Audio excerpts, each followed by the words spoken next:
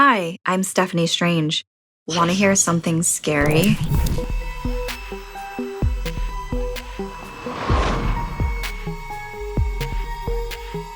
Hey Strangelings! I hope you all had a great start to the new year. We are excited for 2024, and we're starting off right with a compilation, so enjoy.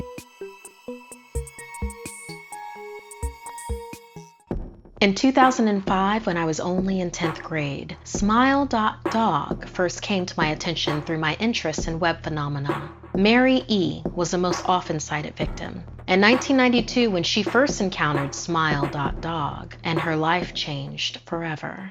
Mary was one of an estimated 400 people who saw the image when it was posted, though she is the only one who has spoken openly about the experience. The entire phenomenon centers on a picture file that is nowhere to be found on the internet. Many photo-manipulated simulacra litter the web.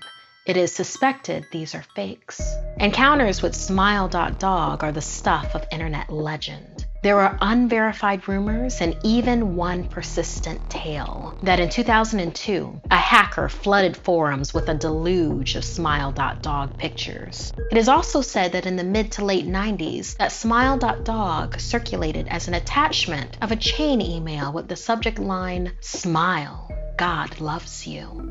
All alleged victims offer the same description of the photo. A dog-like creature, illuminated by the flash of the camera, sits in a dim room. The only background detail that is visible is a human hand extending from the darkness near the left side of the frame. The hand is empty, but is usually described as beckoning. Of course, most attention is given to the dog. The muzzle of the beast is reputedly split in a wide grin, revealing 2 rows of very white, very straight, very sharp, very human-looking teeth.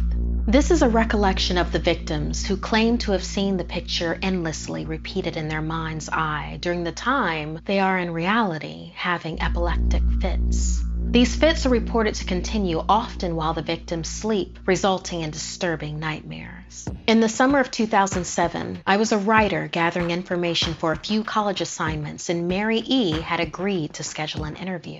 At the last moment, Mary changed her mind and locked herself in, refusing to meet with me. For a time after my visit to Mary's apartment, nothing happened. Mary contacted me via email, however, near the beginning of March 2008. Subject: last summer's interview. Dear Mr. L., I am incredibly sorry about my behavior last summer when you came to interview me. I hope you understand that it was no fault of yours. Forgive me. At the time, I was afraid. For 15 years, I have been haunted. Smile.dog comes to me in my sleep every night. The only thing ahead of me is that horrible picture. I see the beckoning hand and Smile.dog. It talks to me, though I'm not quite sure what it really is. It tells me it will leave me alone if only I do as it asks and spread the word. And I know exactly what it means. It wants me to show it to someone else, and I could. The week after my incident, I received in the mail a manila envelope with no return address. Inside was only a 3.5-inch floppy diskette. Without having to check, I knew precisely what was on it. I thought for a long time about my options. If Smile.dog kept its word, I could sleep. Yet if it lied, what would I do? I kept the diskette hidden amongst my things. Every night for 15 years, Smile.dog has come to me in my sleep and demanded that I spread the word. For 15 years, I have stood strong, though there have been hard times. Many of my fellow victims where I first encountered Smile.dog stopped posting. I heard some of them committed suicide. Others remained completely silent, simply disappearing off the face of the web. I sincerely hope you will forgive me, Mr. L., but last summer, I was near the breaking point. I decided I was going to give you the floppy diskette. I wanted it to end. You were a stranger, and I thought I would not feel sorrow when you took the diskette and sealed your fate. Before you arrived, I realized what I was doing. I am ashamed, Mr. L., and I hope that this warning will dissuade you from further investigation of Smile.dog. You may in time encounter someone who is, if not weaker than I, then wholly more depraved. Someone who will not hesitate to follow Smile Dog's orders. Stop while you are still whole. Sincerely, Mary E. Mary's husband, Terrence, contacted me later that month with the news that his wife had killed herself. I will admit that I was a little uncertain about how to respond to this. A quick check of several Chicago newspapers' online obituaries, however, proved that Mary E. was indeed dead. Almost a full year after, I received another email. Subject: Smile. Hello. I found your email address through a mailing list. Your profile said you were interested in Smile Dog. I have saw it. It is not as bad as everyone says. I have sent it to you here. Just spreading the word. Smiley face. The final line chilled me to the bone. There was one file attachment, smile.dog. If I downloaded the image, if I looked at it, and if Mary turned out to be correct, if smile.dog came to me in my dreams, demanding I spread the word, what would I do? Would I live my life as Mary had? Or would I simply spread the word, eager to be put to rest? If I went through with my earlier intention to write a short article about smile.dog, I could attach it as evidence. And anyone who read the article, anyone who took interest would be affected. And even assuming the smile.dog attached to the email was genuine, would I save myself in that manner? Could I spread the word? Yes. Yes, I could.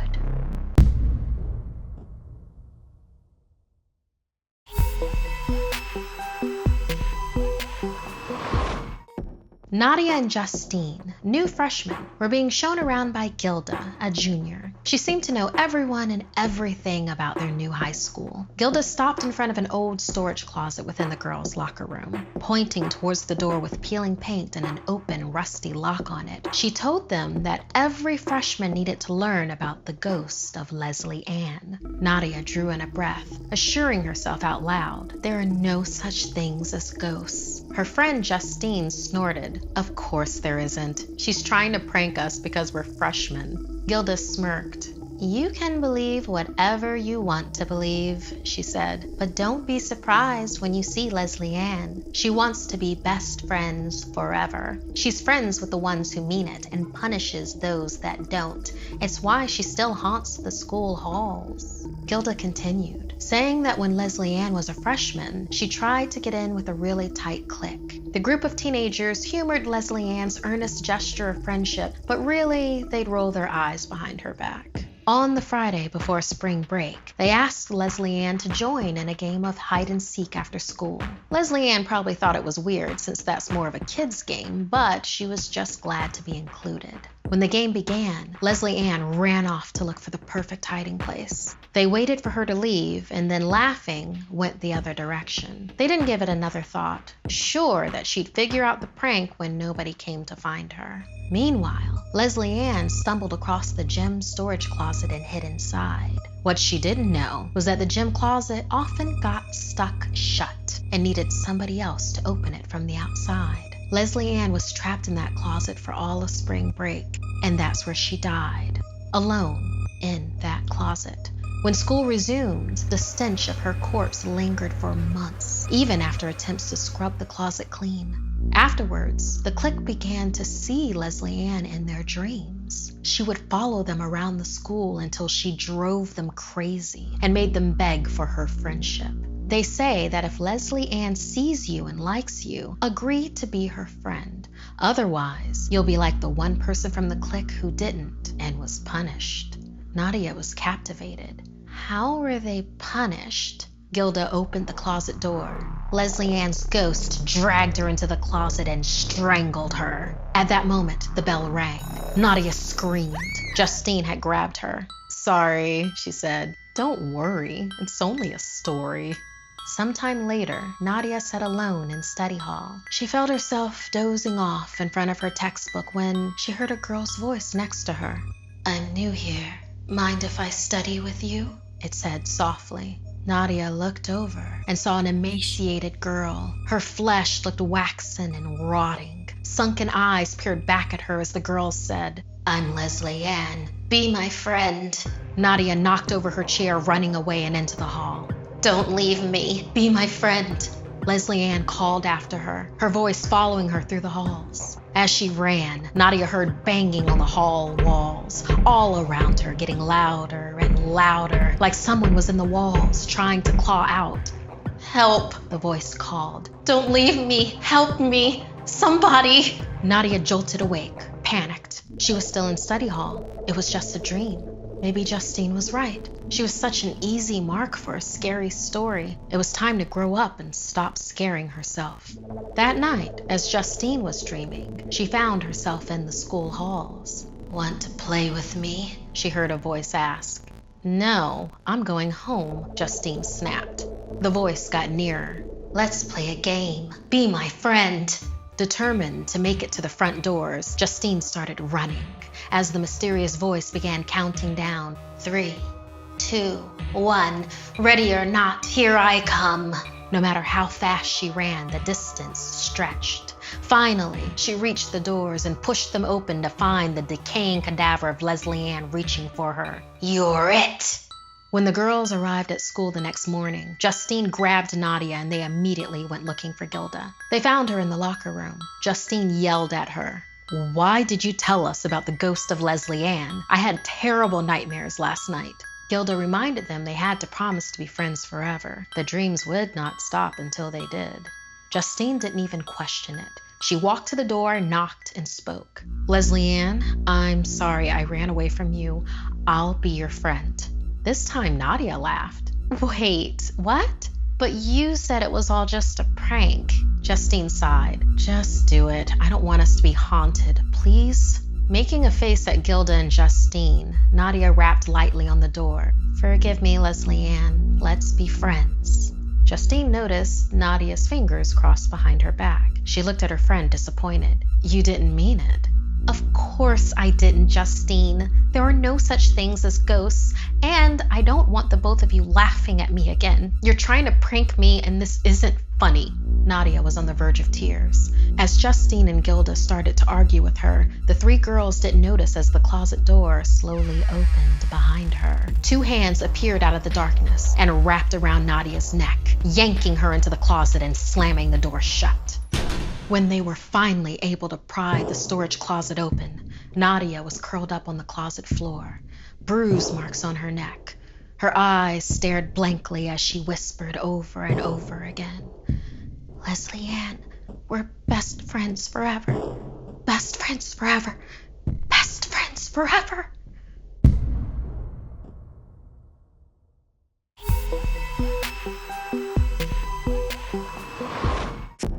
I nestled under the blanket, staring blankly at the glowing screen of my phone as I scrolled. It was 2 a.m. and sleep had evaded me yet again. My parents kept telling me to just close my eyes and slow my breathing. Unusual things can happen if you don't rest. But having just moved into a new house, I was having trouble falling asleep, and when I did, it wasn't pretty. 6 months had passed, and I was still waking up shaking and trembling, my pillow damp with tears, sheets drenched in sweat. It was because of him, a tall, skeletal man who stalked my nightmares. He had this crooked smile and eyes glowing with the promise of death. And just as I was about to finally doze off, I heard the slashing of a knife coming from my parents' bedroom. "I'm probably dreaming," I tried to reassure myself, attempting not to fidget. "Just stay sleeping," I told myself. But the sounds continued, again and again and again, and I couldn't take it anymore. I tried to sit up and I could move. Panic set in. In my typical night terrors, I'd be stuck, unable to move, and in full-on sleep paralysis. Only the fantastical setting letting me know I was dreaming. I had never experienced anything so realistic, so plausible. I didn't know if it was having a new level of a nightmare or if it was real. I was about to slide out of bed when I heard the creaks of the wooden flooring from the hallway. Oh my God, this is happening, I thought. I jumped back under the covers and laid still, pretending to be asleep. I could hear a knife scraping a deep scratch along the wall as it slowly drew closer. It took all my willpower to keep my breathing steady, and I could hear snippets of heavy panting and high-pitched giggles. Each horrific sound enveloped me in a cold sweat beneath the covers, listening, waiting. The scraping stopped outside the door, and after a minute or two of silence, I chanced a glimpse of the darkened room. Peeking out from the bedclothes, I could see the outline of a thin man standing just inside my room. A dagger in his left hand, dripping liquid onto the carpet. A scream crept up my throat, but I somehow managed to suppress it. The man approached the bed thinking I was asleep. I could barely see, but I heard the whoosh of a fast-moving dagger whip across the air, and despite my fear, instinct took over. I grabbed a pillow, holding it above my head, and the blade went straight through the middle. I cried as it pierced my palm. As he ripped the dagger out, we both screamed. It sounded as though my cry was coming from his mouth. White-hot pain surged and pulsed through the ragged hole in my hand. I clutched my bloody wrist as he stood there, grinning. His eyes glowed like a cat's in the darkness. It wasn't until he lifted the dagger above his head once more that I jumped out and barely missed it. I reached for the lamp by my bedside table and swung as hard as I could. Somehow, it connected with his head. He yelped in surprise and pain, and I scrambled out, slamming the door behind me. I could hear footsteps behind me as I ran downstairs and into the kitchen. In the cast of moonlight, I caught sight of the man. It was him, the skeletal monster from my nightmares. Was this a nightmare? Would I wake up, or did I somehow will him into existence? His features twist with fury and madness. Lips stretched in a terrifying grin. I fell back onto the granite chest, heaving. The inhumane noises filled my ears, drilling into my skull. I rammed my hands against my head, trying to keep the sounds out, and then I snapped out of it. Opened my eyes, and he was gone. I couldn't bear the thought of seeing the carnage left in my parents' room, so I ran out of the house. The cool night wind met my wet cheeks, and I stood bleeding into the street, crying for help, crying to wake up, praying this was just a terrible dream. But it wasn't. My parents are dead, and I'm still in the hospital. Not from my wounded hand, which healed months ago, but because they say it was me, that I'm the one who killed them in my sleep. I look at myself in the mirror, and I know I couldn't have done it. I know that it was him, and I know that he will never leave me, and that he'll be back.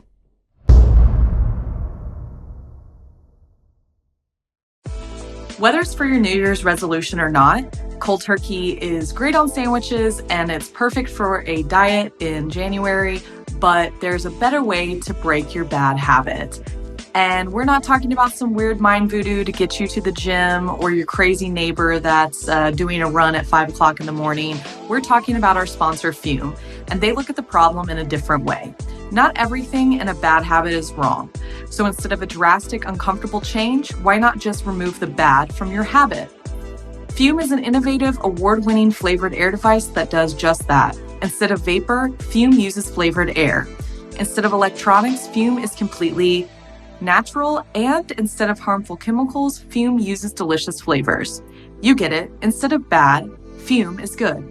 It's a habit you're free to enjoy and makes replacing your bad habit easy. Your Fume comes with an adjustable airflow dial and is designed with movable parts and magnets for fidgeting, giving your fingers a lot to do, which is helpful for de-stressing and anxiety while breaking your bad habit. I've been using it for a while now, and I really like it to keep my mind busy and my hands, and it's super discreet and fits right into my pocket. You got to try the new Solano Fume. It's made with a premium walnut barrel and an onyx-coated mouthpiece that has a slightly softer finish. Right now is the best time to start the good habit with Fume. All orders for the month of January have buy one, get one cores, so you can stock up for that New Year's resolution. Plus, as a listener of this show, you get an extra 10% off when you use our code. Head to tryfume.com/scary and use our code SCARY for an additional 10% off plus BOGO cores until January 31st to help make starting the good habit that much easier. Thanks so much for listening. Like and share if this video gave you the chills. And don't forget to subscribe and turn on the bell for notifications. See you next time.